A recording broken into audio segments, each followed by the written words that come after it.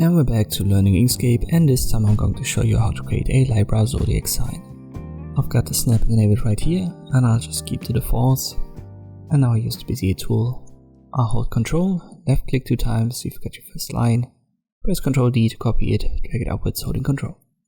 Create a circle with the ellipse tool. I'll hold Ctrl and Shift when I do.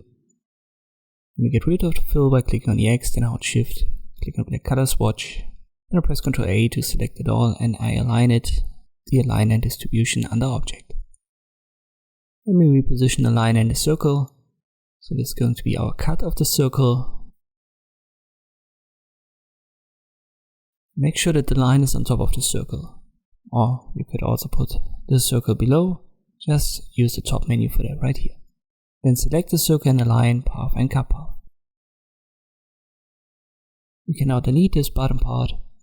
I've got the rulers active, press Ctrl R if you can't see them, and drag these guides right here, they should snap to the line.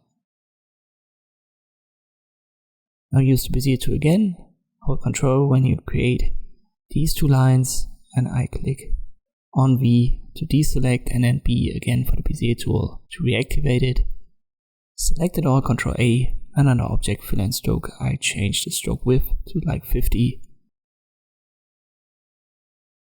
And I give it a round cap.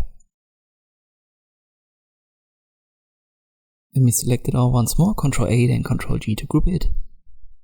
I delete all the guides, and now I use the inbuilt default font sans serif to create this text, and I hold Ctrl and Shift when I size it up.